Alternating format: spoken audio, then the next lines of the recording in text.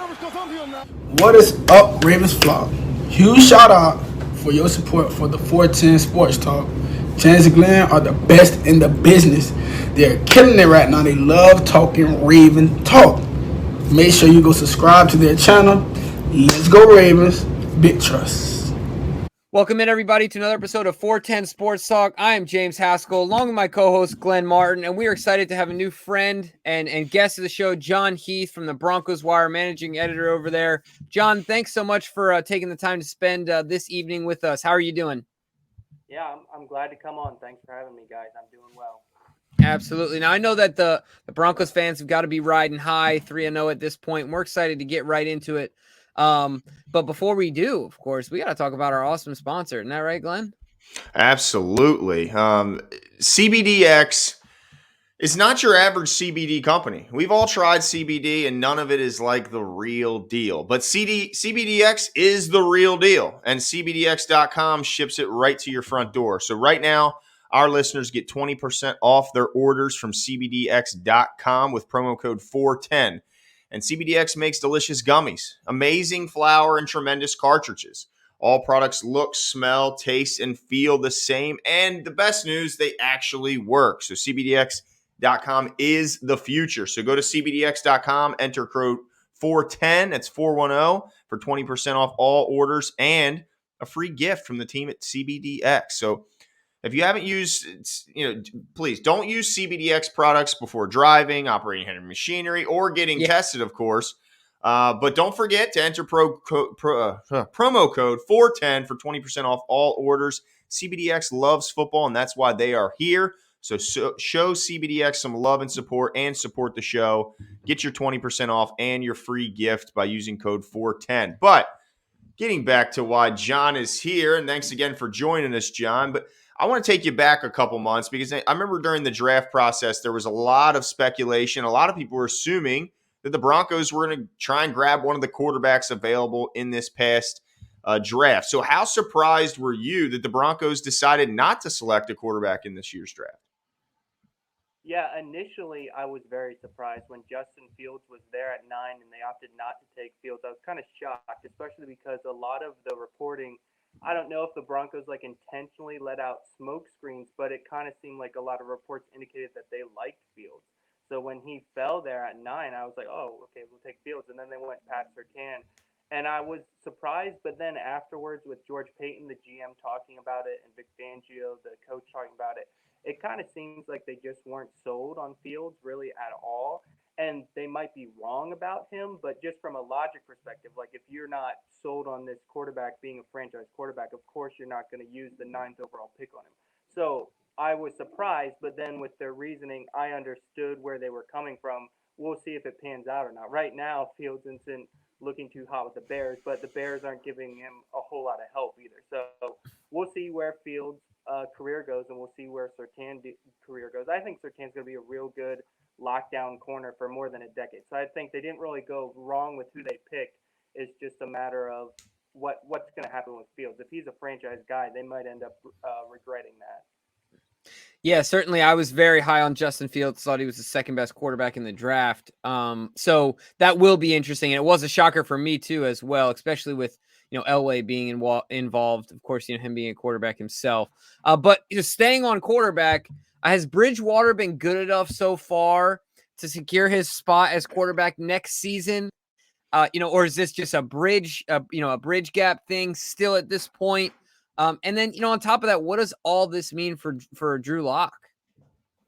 Yeah, Bridgewater has been excellent so far. I think it's still too early to know if he's been good enough for next year. I think by late in the year, by the offseason, I think then we'll start to have a better feel of that. I think only 3 games in the season, we can't really know because he's about to become a free agent at the end of the year. So right now, I don't really have a sense of if they would resign him or not. But at the moment, he's done nothing wrong. He hasn't turned the ball over. He's taken nice deep shots. He's completing 77% of his passes. He's spreading the ball around. They got 2 good backs, so it's not like he has to do everything.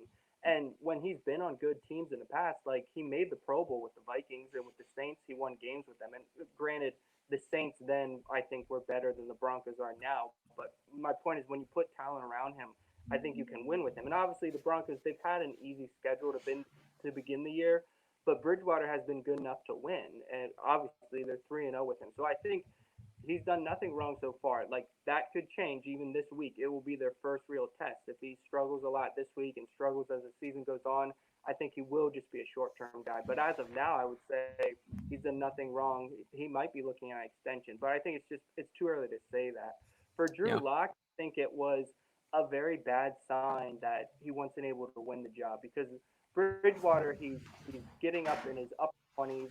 He's never really been like he can manage a game for you. Like I was just saying, he can manage a game. You can win with him, but he's not like a 10-year solution. And Drew Lock, if he was good enough, Drew Lock could have been like a 10-year solution. Like he's a second round pick. He's a young guy. He's got a cannon for an arm. So if it was close and they thought there's not a whole lot of difference between Bridgewater and Lock, I would have guessed you go with the young guy that has the high upside and let him go through some growing pains because he has a bright future. And the fact that they turned to Bridgewater, who I feel like we kind of know what he is, like you can win with him, but he's even if they give him an extension, he's still going to be a relatively short term guy. He's not going to play forever. I don't think he's going to last as long as the NFL. Well, if Locke is a big bust, maybe Locke will be out of the NFL in a couple of years. But like if things panned out for him, Locke could have been your long term guy, whereas Bridgewater, he's not.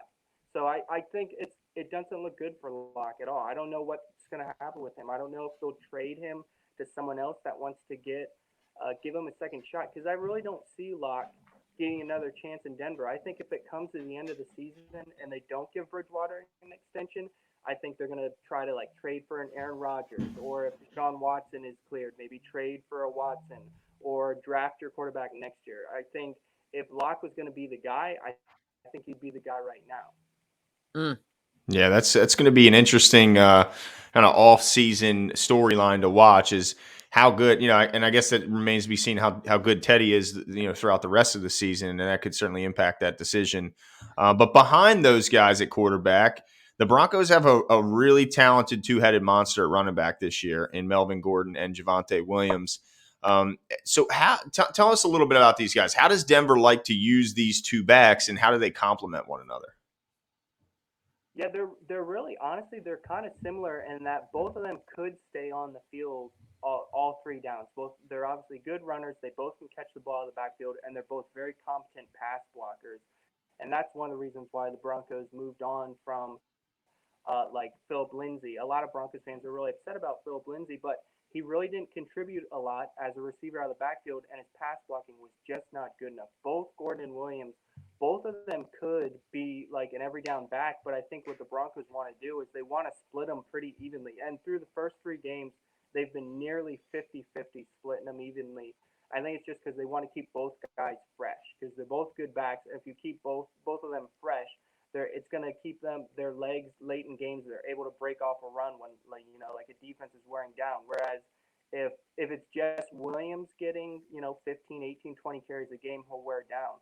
But if he's getting like 10, 12, and Gordon's also getting 10, 12, in theory, it keeps them both fresh. And neither of them have had huge numbers through the first 3 weeks, but they've been productive. They've scored a couple touchdowns. So I think they're in a real good spot with them.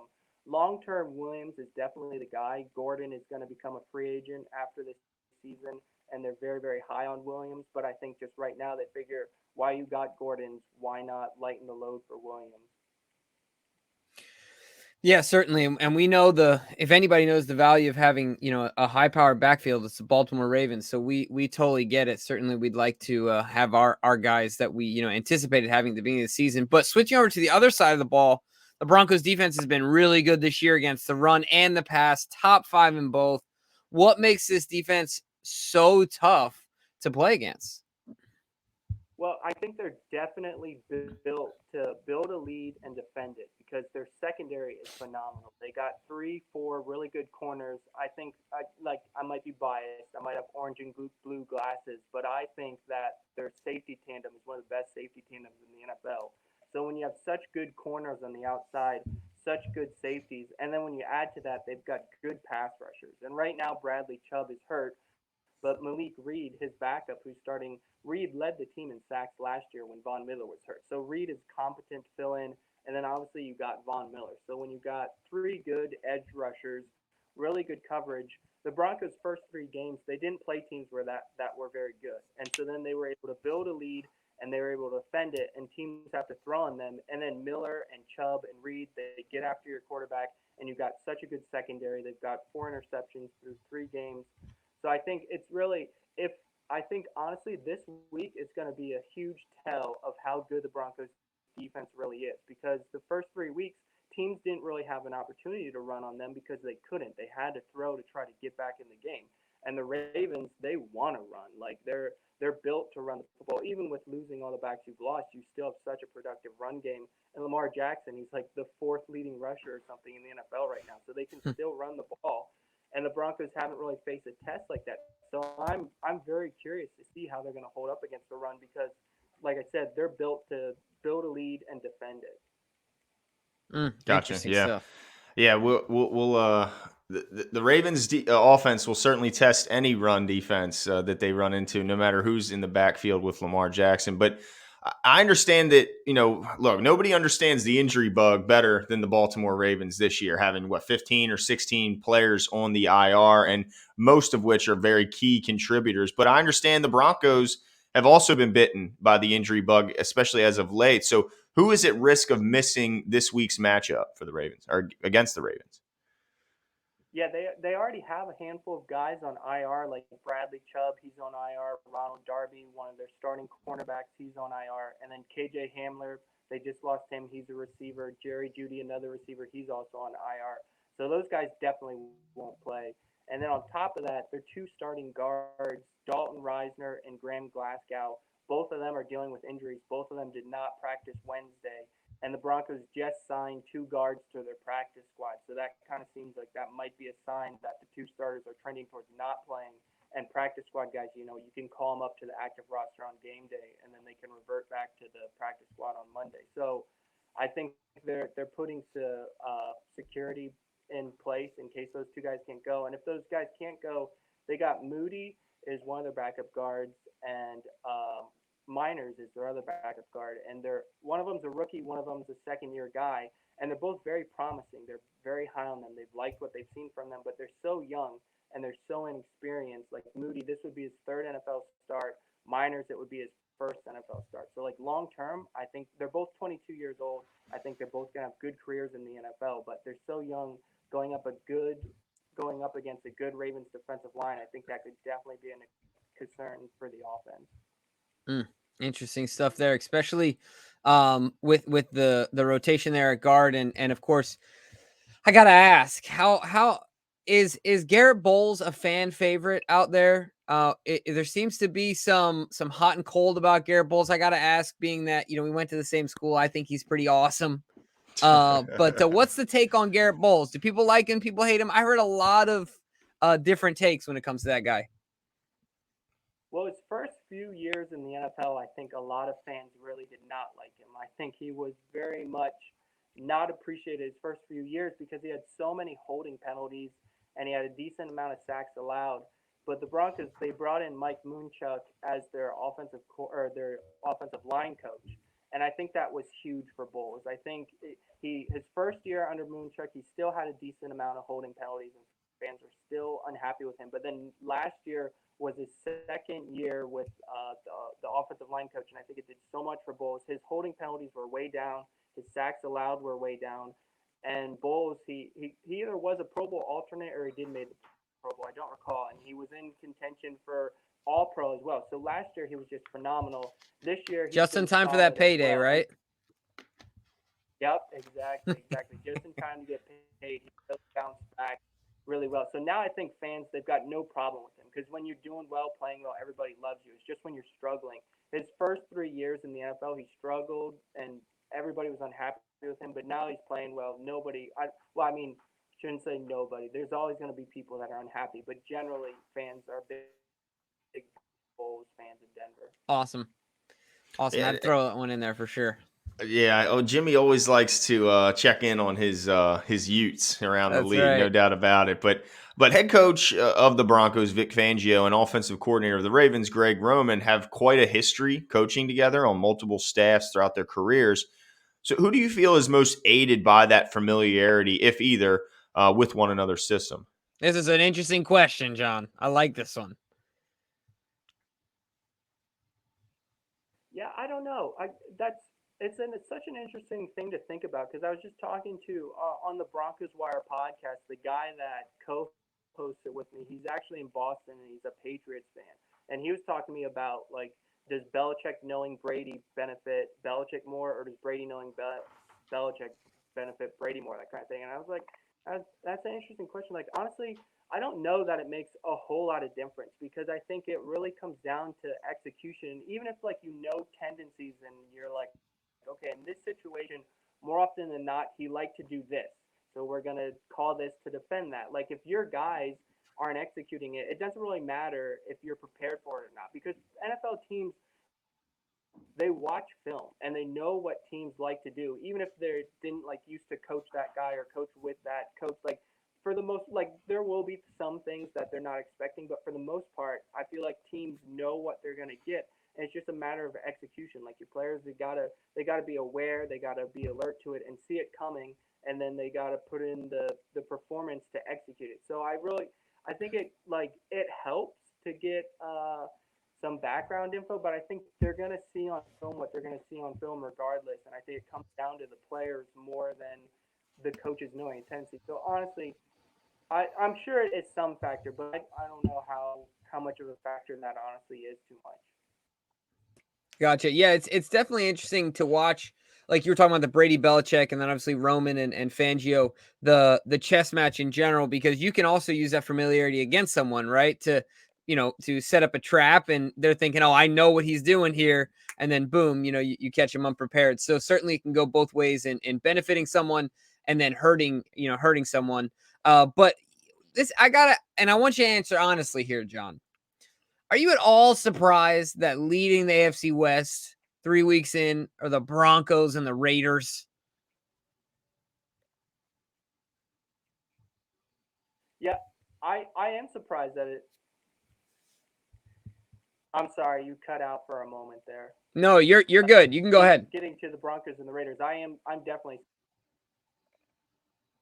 I because the Broncos they had a soft schedule. It wasn't too unexpected for them to open the season 3-0. But really, what surprises me is the Chiefs being in the bottom of the division. And I think it's such a small sample size, 3 games. I think over the course of the season it will even out. But right, like the Raiders, Derek Carr, his numbers have been so good. The Raiders have been so hot to start the year.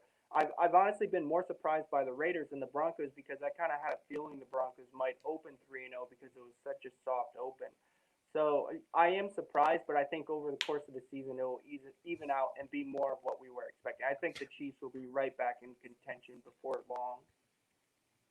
Well, we'll hope they stay in the basement for a while, right? Yeah, we can both root for this for Yeah, that for sure.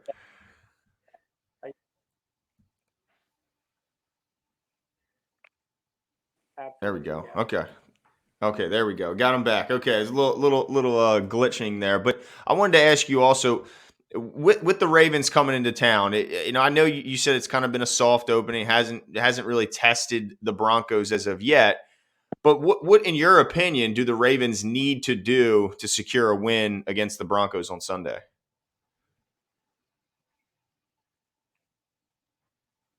Yeah, well, kind of like I alluded to earlier, the Broncos, they're built to defend the pass. So if the Ravens can just run it down their throat, I don't know that the Broncos really can defend that because they haven't faced someone that wants to just run like the Ravens are capable of. And who knows, maybe the Broncos will be able to defend it. It's just because I haven't seen it yet. I don't really know if they're capable of doing it, especially because Josie Jewell, one of their starting inside linebackers, he's another guy I forgot to mention. He's also an injured reserve.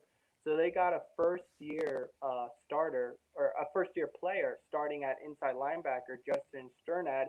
And Sternad, the reason they drafted him primarily was for his pass coverage. And again, like it just adds to their strength. They're so good at defending the pass, but Sternad, he may not be that strong against the run. So I think if the Ravens can just run it down their throat, I think that could be a problem.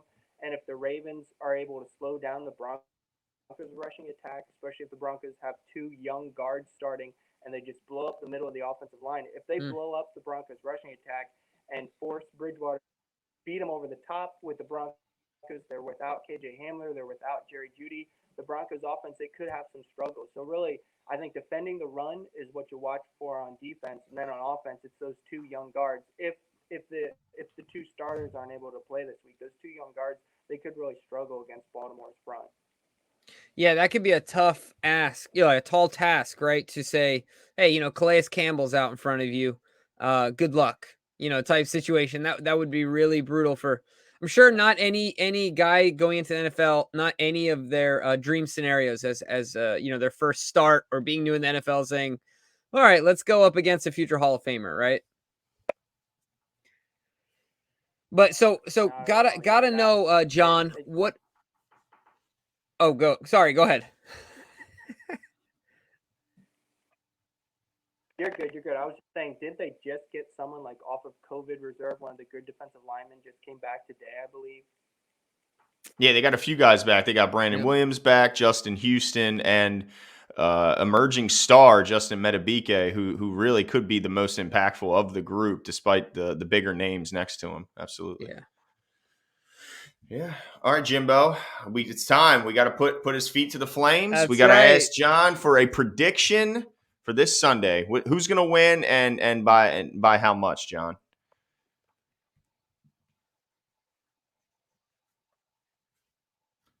Yeah, I truly think, like, not just being a homer, I truly think the Broncos have a chance in this game. I think a lot of people are discrediting them because their opponents are 0-9 to begin the year, but I think it's not just that they've been playing bad teams. The Broncos have been playing well. Like, they're tied with the Bills for the best point difference in the NFL. It's like 50 points or something. So they're beating up on teams. They're not just squeaking by bad teams. So playing at home at high elevation against a Ravens team that just barely won in Detroit, which I would have thought they would have done much better in that game. So I definitely think this is a winnable game for the Broncos. But in my official prediction that I wrote for Sports Weekly, I picked the Ravens to win by a field goal. So what I wrote down, I got to stick with that. But I'm not going to be shocked if the Broncos pull it off. I definitely think they have a chance, but I got to stick with my official prediction is Ravens by a field goal. Well, I certainly hope that it comes down to a field goal, because if Justin Tucker can kick a 66-yarder in Detroit, I mean, he's got to be good for 70 in Denver. So we'll hope as Ravens fans it comes down to a field goal. Yeah, certainly. Well, we appreciate it, John, for coming on and taking the time. Thank you so much. Why don't you let folks know all the things you're working on? Of course, we know you're with The Wire, but let them know where they can find you, what you're working on, and the material you got out there. Yeah, so every week during the season, you can pick up Sports Weekly. It's USA Today's weekly sports paper, and you can read predictions for this Broncos-Raven matchup and every other NFL matchup. And then if you just want some intel on the Broncos, check out what their injury status is and things like that leading up to the Ravens game. You can check out BroncosWire.com, and you can check out Broncos Wire on Twitter as well. Awesome. Nice. Well, thanks so much, man. Once again, we appreciate you having you on. Have a great evening and enjoy Sunday's matchup. All right. Thanks, guys. You too. Yep. See ya. Thanks, John.